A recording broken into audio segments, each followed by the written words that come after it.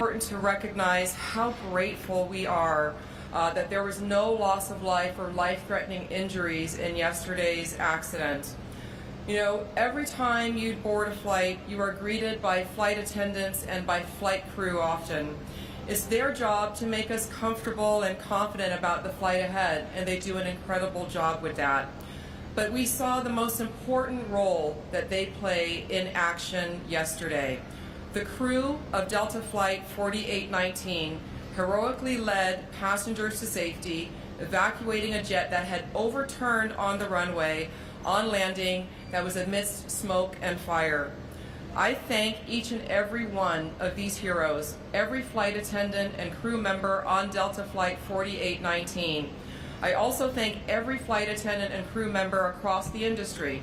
Thank you for all that you do every day and every night in service of safe air travel.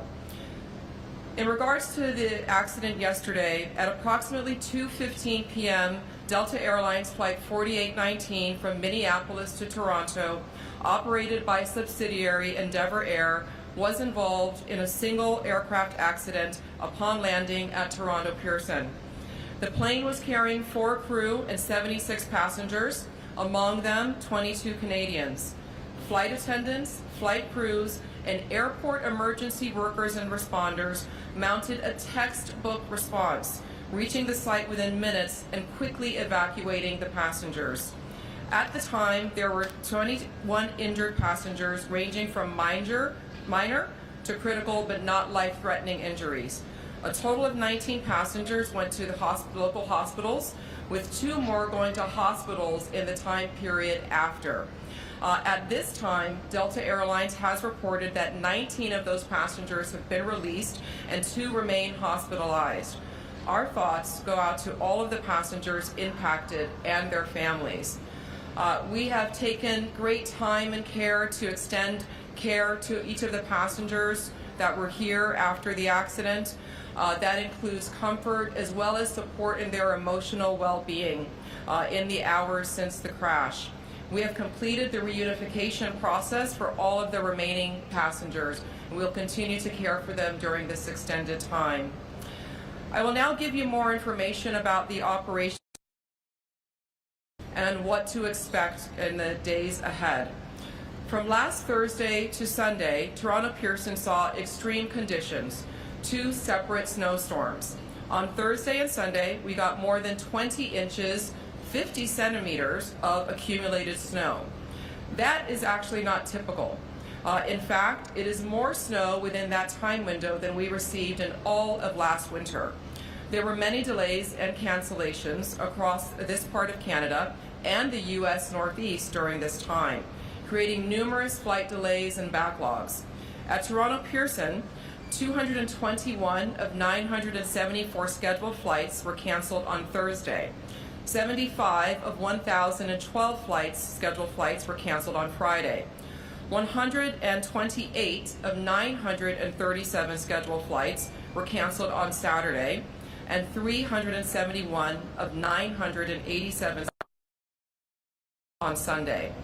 Monday was a clear day though, and it was an operational recovery day for Toronto Pearson, with 1,006 scheduled flights. The results yesterday, in due part to the accident, were 462 scheduled flights canceled and 544 flights operated. Let's now talk about the investigation and what to expect in the next few days as we pivot to this phase. Last night, 7 members of the Transportation Safety Board of Canada arrived at Toronto Pearson to begin the investigation. 13 more of those investigators arrived today. Members of the U.S. Federal Aviation Administration are also here on site, participating in the investigation. As it is a Mitsubishi aircraft, Mitsubishi will be here on site as well, and Delta Airlines has sent their GO team who are already here on site. So what does this all mean for operations at Toronto Pearson today and in the days ahead?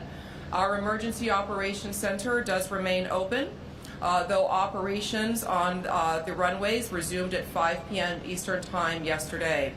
We have been in recovery mode since resuming flights at 5 p.m. yesterday, catching up on delayed flights, and that continues into today as well. We are currently without use of our longest east-west and north-south runways. This and ongoing expected additional weather conditions today will affect how fast we recover operations, particularly with departure of aircraft. We do expect that the investigators on site will be reviewing the aircraft on its current configuration on the runway for the next 48 hours. And we are looking to get to support that investigation and the removal of that aircraft off the runway, at which point we can do our inspections and then return that runway into service. Toronto Pearson will continue to provide you all with operational updates, but this is now an active investigation time, and you can expect to start hearing more from the investigating authorities about the accident that happened here.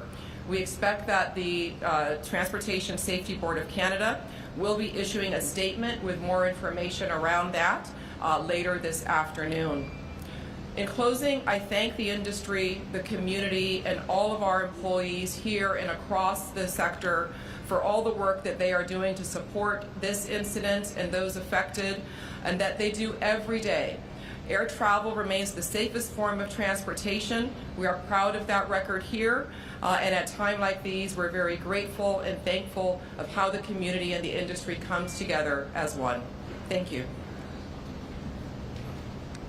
We'll now take a few questions.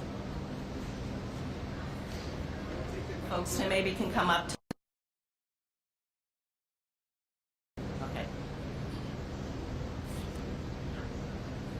Hi there, Alex Capriello with News Nation. A question about the conditions yesterday. Obviously, you just explained the extent of the snowstorms that came over the past few days. Wondering if there's been any developments or any comment about what exactly it was like on the runway in terms of iciness or wind gusts. Last night we heard the fire chief say that he did not believe that that played a role in this crash at all. Is that still the theory here? And if so, do we have any developments on what caused the crash if it wasn't weather related? Yeah, this would not be a time for us to have theory or to speculate on what caused the crash. So as I shared, we have a number of agencies that are here that are responsible for doing a thorough and full and complete investigation to determine all the causal factors, and we are looking forward to getting those results and to sharing those, and those will be shared very publicly once they are received. And I understand that if you don't want to speculate about the crash, but can you tell us then what the condition of the runway was like at that time of the impact? I mean, was it slick? Have your teams been able to determine that? I look forward to sharing all of that information at the proper time. Again, those are all the details that are going to be covered during this investigation, and that is active currently. VOC Aside from the New York Times. I have one question and a follow-up. Does air traffic control handle CRJs differently than other aircraft and crosswinds?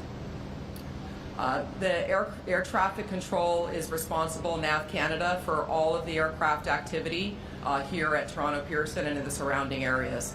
They will have to respond differently themselves as to how they manage those aircraft uniquely. How do you decide to pause operations because of wind, and who makes that decision? That is a cross-collected decision that is made between NAV Canada and the pilots during live operations. We are not pausing operations. We do have a slowdown in the operations due to 2 of our runways being closed for operations at this time, and those are the key contributing factors to the delays. Last question. There's no Delta or TSB representatives on the stage with you right now. Are you able to speak to why they're not present? We've been very much in communication with all of those involved, all of the agencies, Delta Airlines and others. We've all had quite extensive communication. They've been in our EOC, our Emergency Operations Center. So the system and the response to the accident is working as planned and going quite well with our partners. John Worrell with the Associated Press. 2 questions. One is the 2 people who remain in the hospital. Any timeline on how long they may remain? I do not have that information. Do you know what condition they're in? What we do know is that, again, 19 of those that were hospitalized are no longer hospitalized. The 2 that remain, none face life-threatening injuries from what we've been briefed and what Delta Airlines has released as well. And just finally, Deborah, given what we saw from all the videos that are on social media, and I'm sure what you've seen internally, how is it more remarkable that everyone was able to survive this incident? There are so many factors that lead us to have gratitude today. Again, I cannot commend enough the crew, the flight attendants, pilots, and our emergency responders for their quick and effective response. It's really incredible, and when you see that aircraft, it just makes you really thankful for all the safety checks that go into running this one of the world's safest air transportation systems. Okay, we'll take questions now from the first responders, please. Good morning, Momin Qureshi from 680 News Radio. My question really is, last check, the wreckage was still out there on the runway. I just wanted to know if we know how long that will be out there and what kind of impact that's having on service here at the airport. Yeah, so as I shared, yes, that the remains of the aircraft will remain on the runway while the investigators are performing their reviews. We expect that could be about 48 hours.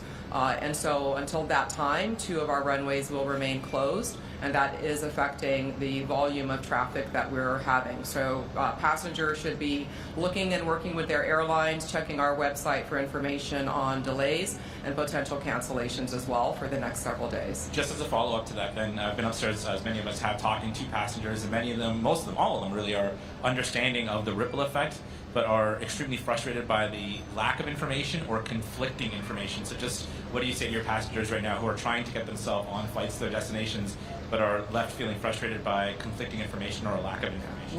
We are here very much at the airport to support and provide passenger care for people that might find themselves here at their airport and have their flights disrupted. So we'll continue to provide that customer care for them. But in the interim, please do check with your airlines, check your website, and check your apps for your most updated flight information. Thank you. We'll move now to questions to the responders. Thank you. Yeah, sure. It's Shauna with City News. Can you talk a little bit about the response, how long it took fire trucks to get to the plane, and can you talk a little bit about the flame that we saw in the video and the smoke, and was it easy to put out? And just really take us through the response. All right, Todd. Thank you for the question. The actual time, it was a very quick response from Toronto Pearson Fire Emergency Services. Upon arrival, the crew did witness spot fires. They were able to quickly knock down the spot fires using the aircraft rescue firefighting apparatus. Once the fires were knocked down, the crews did make entry and perform primary search and rescue. The passengers were all evacuated, and then they were taken to a secondary location at Station 2 for triage with their mutual aid partners. Just a quick follow-up. Can you describe what it was like? Because we've seen videos of the passengers hanging upside down in their seatbelts. Can you maybe just describe what it was like to get these people, hanging, cut down, and out of the plane? I believe that most of the passengers self-evacuated at that time, and upon arrival, they were being escorted to a second location.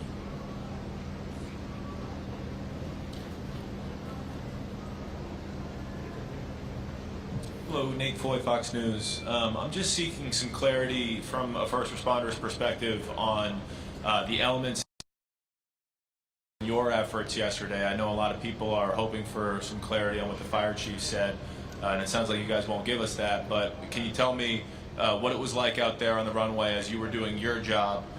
Was the runway dry, and the wind gust, how did it impact you?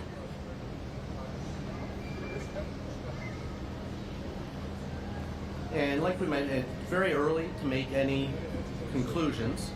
I know I provided a little bit of information yesterday for transparency. Today, now we have an active investigation. Therefore, any of those questions would have to be directed toward Transportation Safety Board.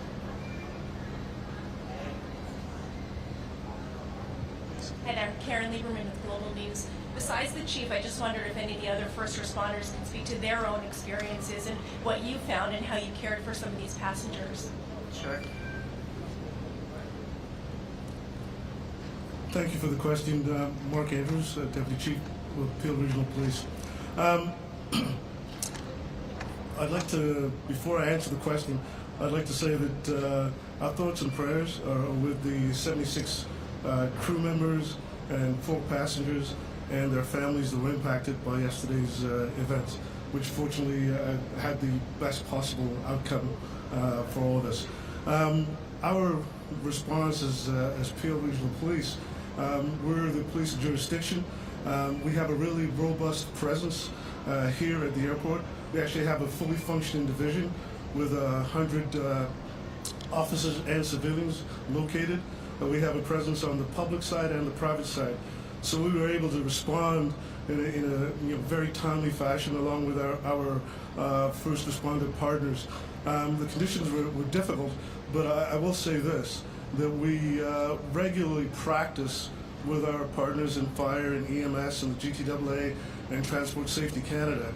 So we were prepared for this event, as extreme as it was.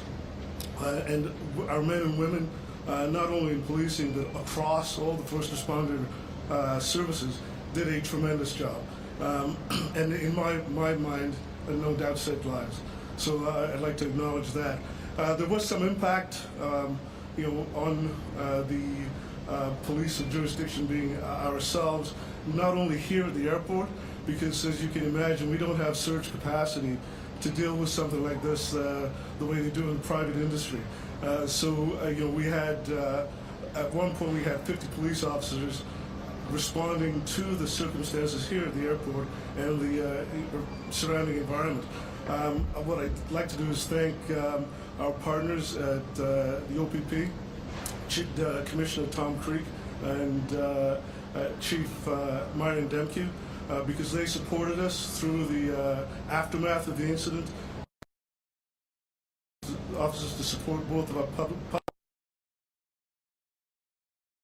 All in all, it was a great response by first responders, supporting GTAA and our TSB partners, but it's something that we practiced and we're well prepared for should this happen again going forward.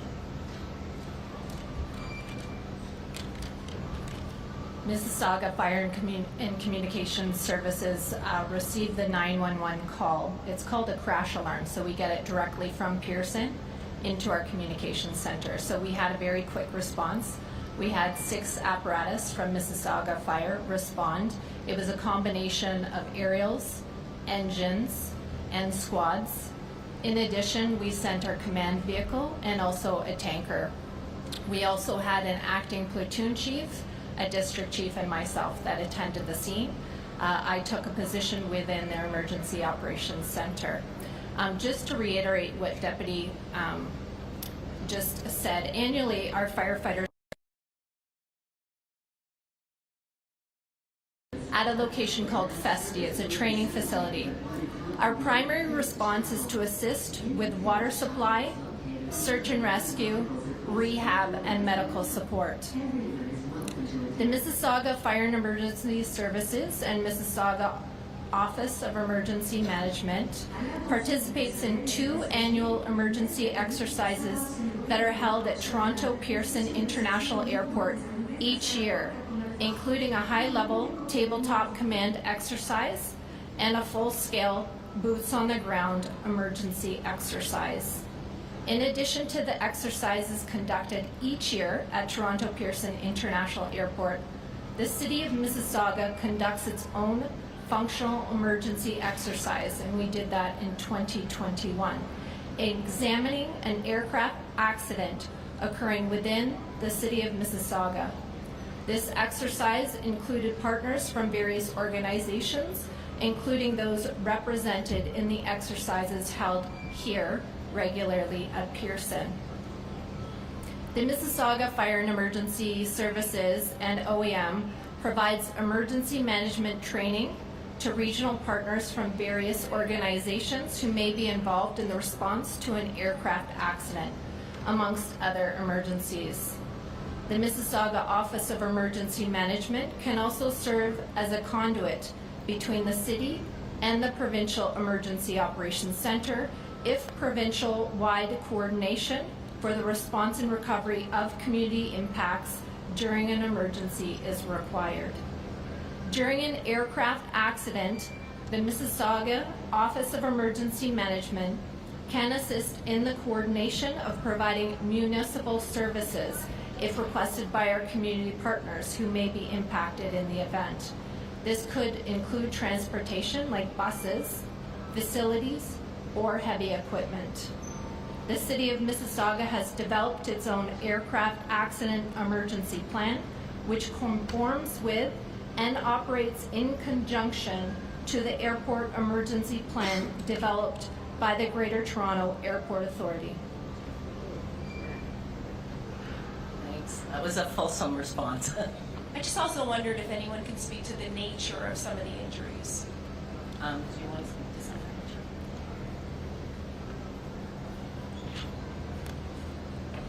Good afternoon. My name is Corey Tkach. I'm a Commander of Operations within Peel Regional Paramedic Services. So upon our arrival of the crash site, our staff were faced with a multitude of different injuries, mainly stemming from back sprains, head injuries, anxiety, some headaches, nausea and vomiting due to the fuel exposure. So those were the common sort of injuries that we had come across. Any more questions? Please, Matt Hamidi, Canadian Press. Just want to follow up on this rescue effort. Can you please provide some details on the timeline? How long did you, paramedics and firefighters, did it take for them to get to the airplane, and how long did it take for them to evacuate the airplane? Okay, Todd, you want to take that? Yeah, the response from Toronto Pearson Fire Emergency Services was minutes. Because there was an active investigation, we won't be able to provide the details, but it was a very quick response from Fire Emergency Services as well as our response partners that just spoke. Can you please also comment on the role that flight attendants played in evacuating the airplane? We saw some videos on social media where they're basically doing their job, helping passengers get off the plane. Can you please comment on their role in this? Sure, absolutely. We train for such events. We're very well prepared and trained, and the firefighters responded textbook. They were able to knock down the fire. They're able to assist the passengers getting off the plane, and then performing triage and then response to the hospitals. Next question. Hi, I'm Alex Miller with Scripps News. I know you can't confirm what you saw on the runway, but can you confirm that the runway had been coded as fives across the board as a wet runway for the pilots, which is a runway with light snow or slush?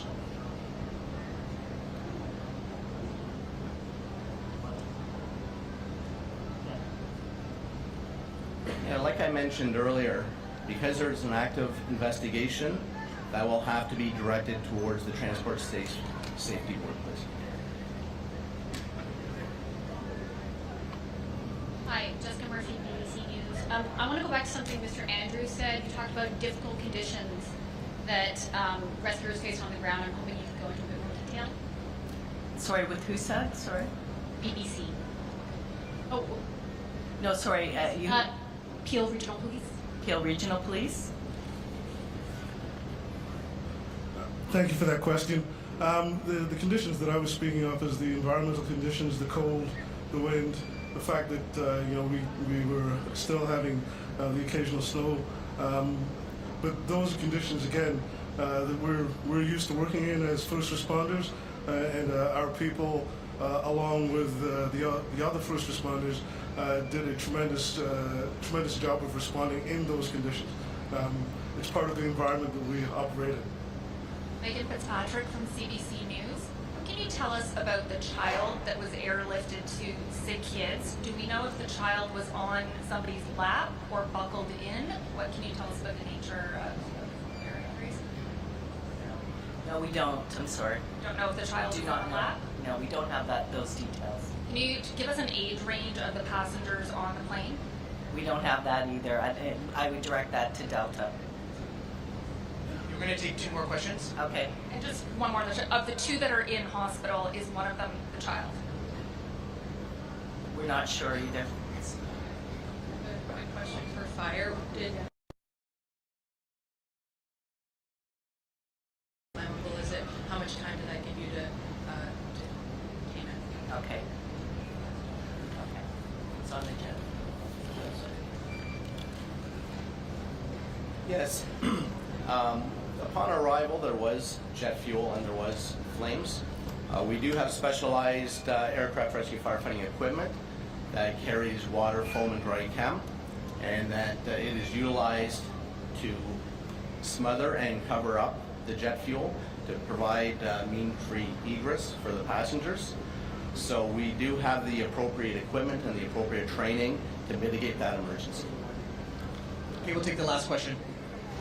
Just like a last question on the nature of the injuries. The people who were more seriously injured, those who were at one point in critical condition, what type of injuries were those? Are we talking about like broken bones, serious sprains? I think the paramedic did speak to that a bit, but he can come back and reiterate. So on the initial assessment in any mass casualty incident, we do a triage of patients. And yes, some patients were deemed to be critical at that time. And we make that assessment based on our initial contact, what the patient's complaining of, the fact that they were involved in a plane crash. And some of those determinations happen quite quickly in the short amount of time that we spend with that patient to ensure that they're receiving the quickest care possible. And there are times when further care occurs and those conditions get downgraded. So from critical to like serious and non-life threatening. There are times in scenarios like this where somebody may be complaining of like abdominal pain or a head injury, and we may err on the side of caution to deem them critical because we can't see inside their skull, we can't see inside their abdomen, but based on some of their vital signs and other determining factors, that's when sort of the decision to make them a critical patient would have occurred. So in terms of like the acuity of injuries, perhaps the most acute would be that like a back sprain or the head injury. Yeah, a head injury from an acuity state is obviously very dangerous. The issue is we obviously can't see inside the head at that time, right? So. Well, thank you all for coming today. We really appreciate it. I really thank all the responders as well for their time to come today and explain the situation on the ground. We will continue to give more updates on operations, Toronto Pearson, but from this going forward now, it is an active investigation, and we can expect hopefully to hear some news from the investigators. Thank you.